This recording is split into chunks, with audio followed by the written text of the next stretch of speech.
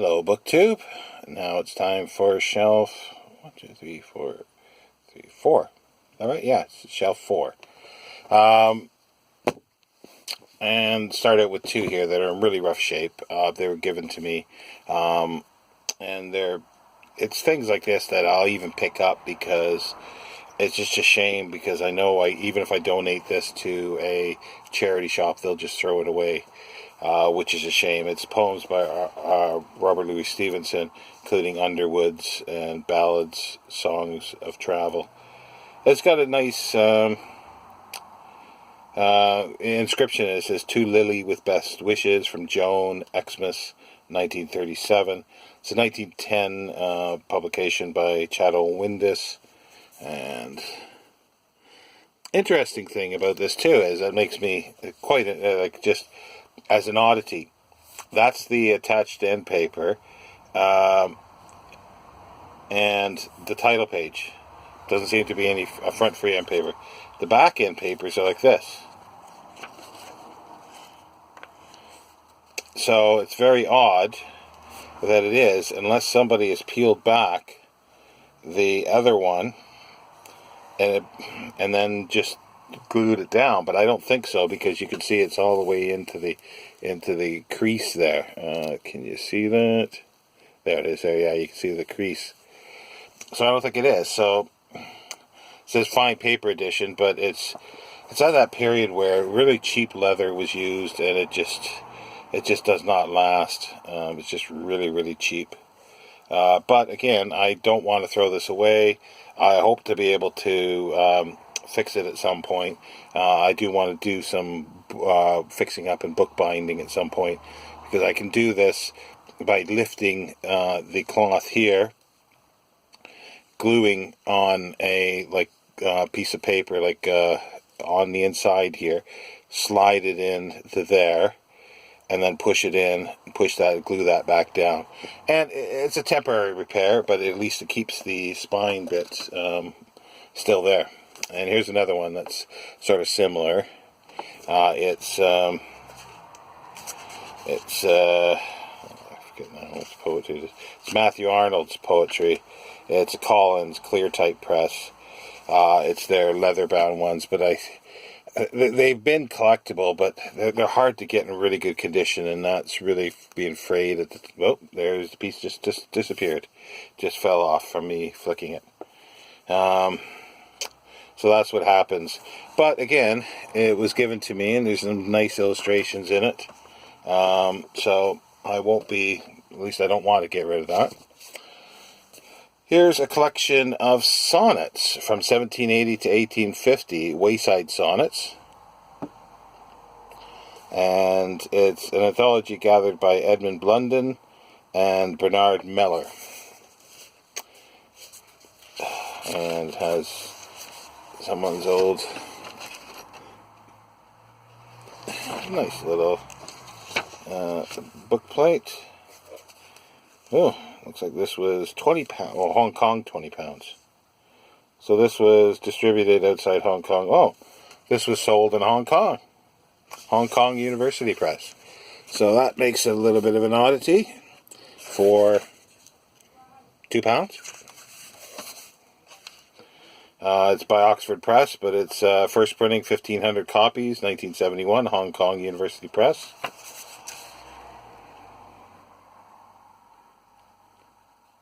It's not focusing, it doesn't seem to be. Yeah, maybe that's better. Get rid of my ugly face. Yeah, it's just a collection of, with a preface, and a collection of sonnets, which is kind of cool. This is a partial set. I've got the essay volumes, which are complete. There's one volume that's missing. It's volume 3 of the poetry. And I haven't been able to find it yet. Well, I haven't looked in a long time. Volume 2 has a bit of a ding to it there. But it's the William Ernest Henley poems. London, David Nutt, 1908. And I think there's 4... So there should be 8 volumes, I think, with the essays. But the essays are in, because it is not a complete set, I've broken it up. I put the poetry and There's should be 3 volumes of poetry. Yeah, there's volume 2 title page. The volume 4 is plays. But it's in cooperation with Robert Louis Stevenson. 1908. And I've kept that together, even though that's not poetry, but rather than split them in 3 sections, I thought I'd just do 2. This is kind of interesting, because I do look for stuff like this. Nondescript, faded on the spine. It's Slovene Poets of Today. Translated by Alexander McKinnon, Slovene Writers Association, 1965. And it's exactly what it is. It's Slovene poetry.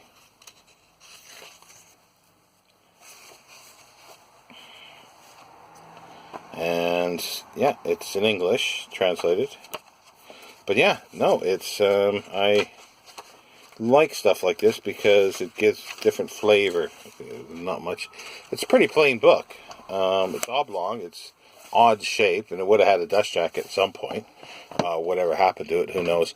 But I've got other things. Like I've got something from South Africa, South African poetry.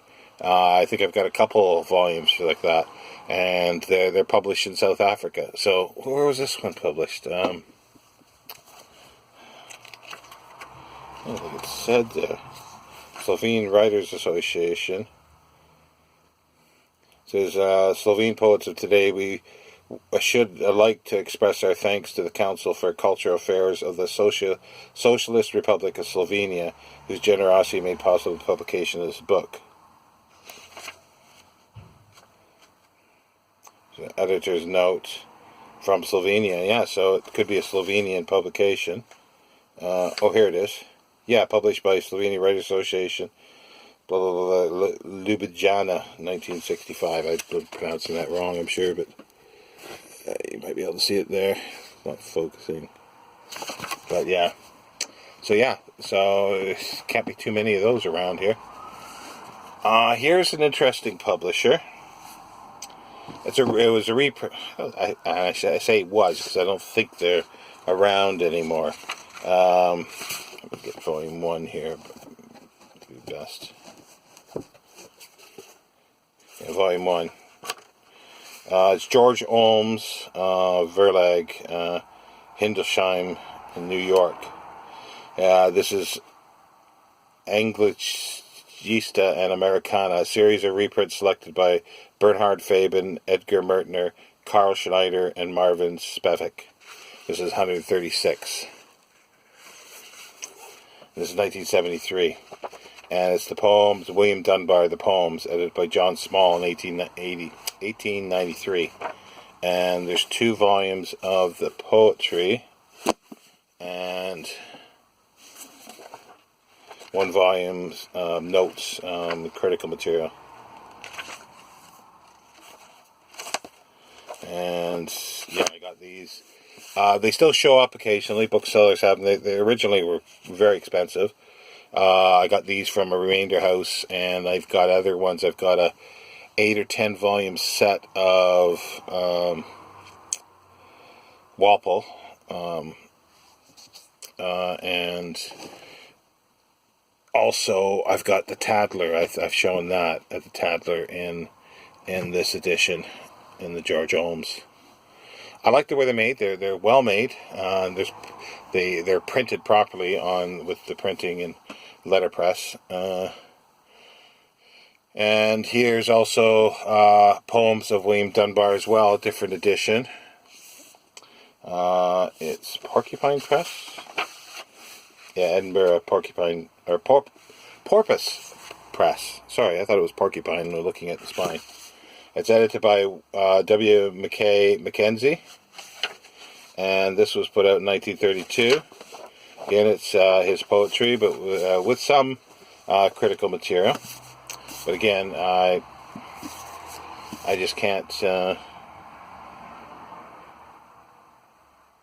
pass up stuff like this. 1932, and there's an inscription which I can't really read from, I think, 1946. This is quite nice. It's poetry of Poe, Edgar Allan Poe. It's just his poetry. It's from 1909. Picked this one up in Oxford. Well, a lot of this stuff is Oxford, Cambridge, and around here. Edgar Allan Poe from a daguerreotype made in 1848. Frontispiece. And this is, 1909. It's with 3 essays on poetry edited from the original editions with memoir, textual notes, and bibliography by R. Brimley Johnson. It's the Complete Poetical Works, Oxford edition. Oxford University, Henry Ford, Oxford University Press. And I looked for one for a long time because I knew exactly what I was looking for was something like this. Because there's a lot of them that are leather bound, they're falling apart, or you have to pay a fortune for a leather bound one. There's sort of those soft covers like a Bible, like the old black King James version, sort of padded covers, and I didn't like those because they just deteriorate. Here's an Everyman library, newer Everyman. Let's say what year this one is. It's number 100. 101. It's the last printed in 1964, so it's the tail end of Everyman, the original Everyman library. And it's John Keats poems, edited with an introduction by Gerald Bullitt. This isn't sort of part of, in a sense, the set that I had, or that I have of Everyman. That was separate that I got, but I don't have that edition in that other set, so it is part of it. In other words, Elizabeth Barrett Browning. And I'm going to put this up near her husband there, because there's a bit of space there now. It says, including Aurora Lee with memoir, James Finch and Company, Paternoster Row, no date. Some ambulance going by, or stopped. It's going by. Poetical works of. It's got a bit of scuffing on the spine. I think I picked this up for next to nothing, really. But it's not all double columned, but it is still small print. But again, I didn't have anything. I think it's the only Elizabeth Barrett Browning that I have, so for £1 I couldn't pass it up. Here's an Oxford Poetical Works of Gray and Collins, edited by Austin Lane Poole. There was no date on the Elizabeth Barrett Browning that I could see. This is a multi-reprint, originally Oxford 1919. This is a reprint from 1970 of Gray and Collins.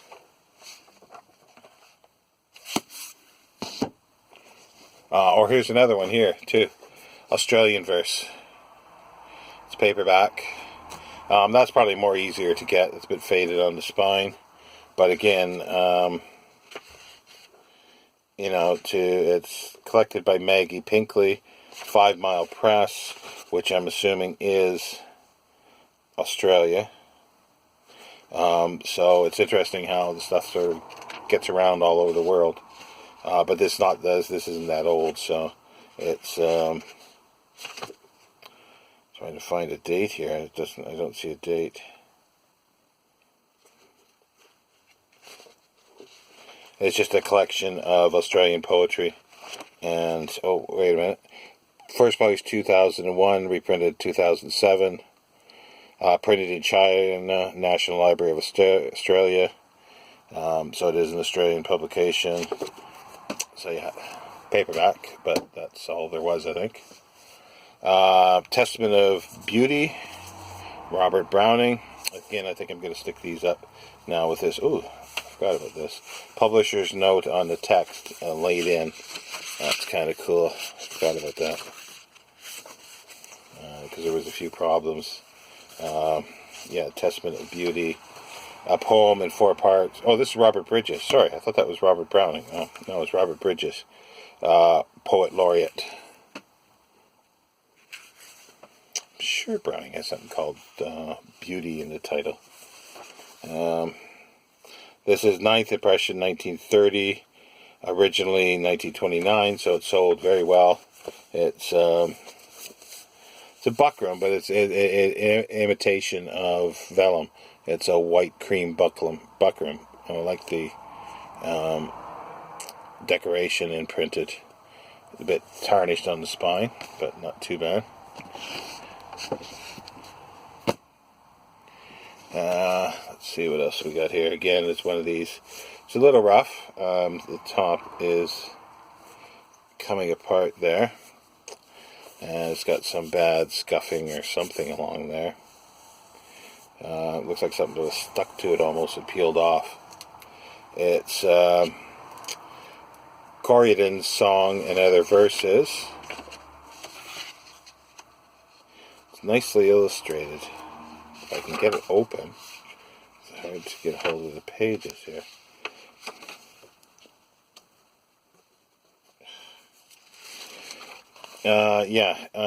And other verses from various sources with illustrations by Hugh Thompson and an introduction by Austin Dobson.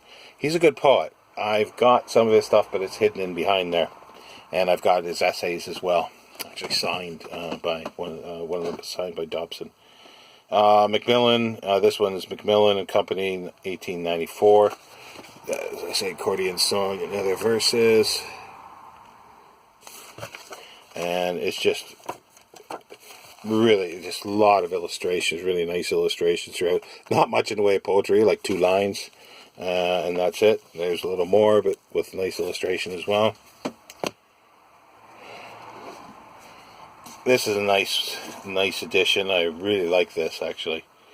At least the printing of it.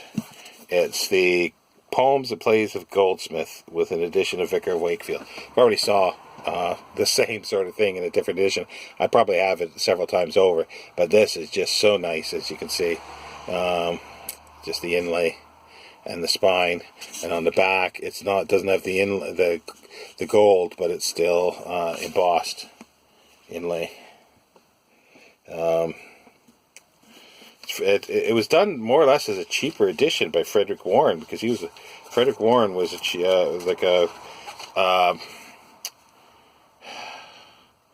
what do they call it? Not a cheap publisher, but a more reasonable price publisher. Can't think of the word. But it's Frederick Warren Company, New York. There's no date to it, but it's definitely late 1800s. Part of the Lansdowne Poet series. This would probably have been their higher end ones. And there's Ollie there with receding hairline. And the title page. The printing is actually not bad. It's actually quite nice. It's got red borders. And there's some illustrations in the plays, which I can't find now. There we go. There's one there. And it's gold, but all the way around. Gold edges. So that was quite nice. This one is falling apart too, but again, I rescued it. Covers are coming off. Again, I'll see what I can do when I get to sort of some book binding and reattaching the covers and doing the spine. So the spine's been glued right on, so that's not very good. It is comic verse, once I get it open here. The Comic Poets.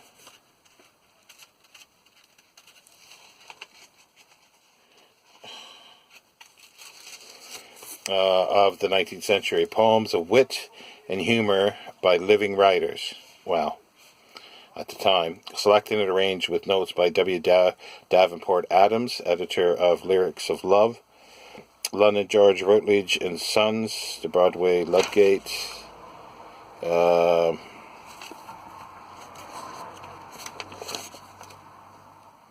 No date, but 1800s for sure. There's some good stuff in here, and I do want to keep it. And as I say, the boards are fine. I just need to do some work to get this spine, just put a new spine on it someday. So that is fine. Yeah, we're going to be able to only do one shelf at a time, I think. Another Everyman's Library with an older dust jacket. The Poetry Book of Boys and Girls, chosen by Gall Pocock, volume number 894. This is part of the ones that I got. So you can see it's the later one with the Ravaloy badge on it. And I'll do something on, I promise I'll do something on Everyman, because there is interesting things of their printing. This is the later design, but it's first published 1933, so it is a first printing, 1933. And with the dust jacket, a little rough, but it's not too bad. Here's another one of those India paper ones that we had earlier. This is Shelley, and this is quite nice.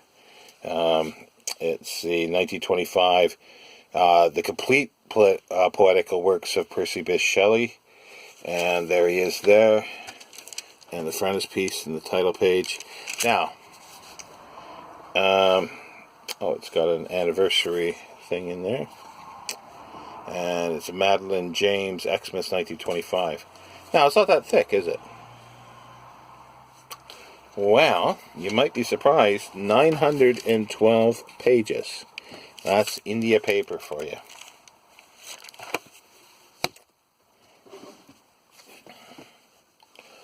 Oh, this doesn't really sort of go here, but I kept it beside the Book of Common Prayer that I had. I've shown that before. It's falling apart. It's 1770 something. It's been well used. This is basically a history of the Book of Common Prayer with the rationale of its office. Francis Proctor, M.A., 14th edition, 1880. Like, I'm sure there's more accurate or more up-to-date ones with more scholarship in it, but again, I picked that up to sort of go with it.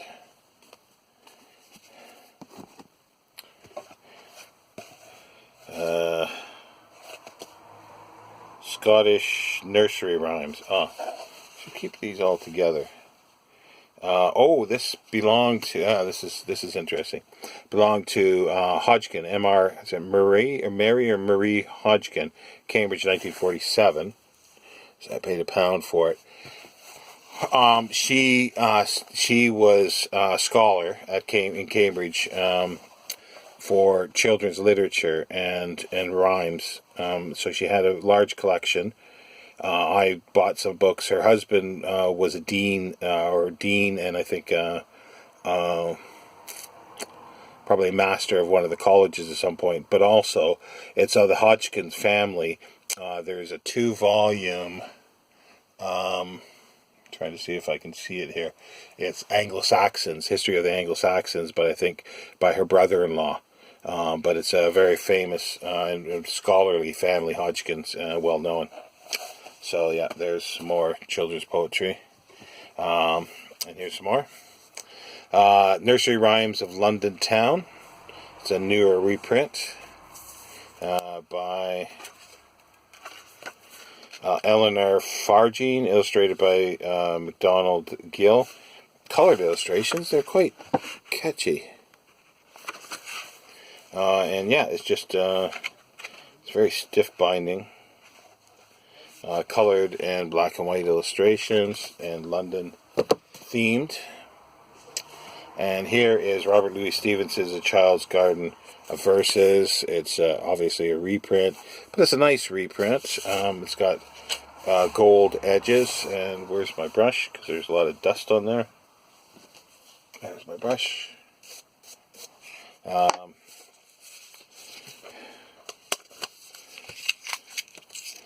And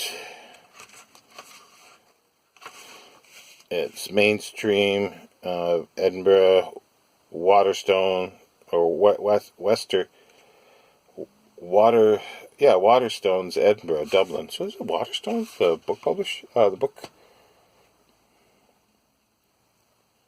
It's a reproduction of the 1896 edition, published in 1890. Mainstream Publishing Company, Edinburgh. Yeah, I'm not sure. But it's quite nice. I do like it. It's well done. It's a well done publication, and its cloth is, or is it? No, it's not. I thought it was. It's paper, but it's still quite nicely done. And again, that should go with my children's literature. There's a couple of other last couple things here that are of interest, so we'll get through these. This is Mother Goose's Nursery Rhymes, and it's another Everyman's Library. Not part of the set, but that one was. It's number 473, and there's illustrations throughout. It's Mother Goose. This last one is kind of interesting. It's children's poetry as well. But somebody... Oh, I don't have much time left. Somebody crocheted a dust jacket for it.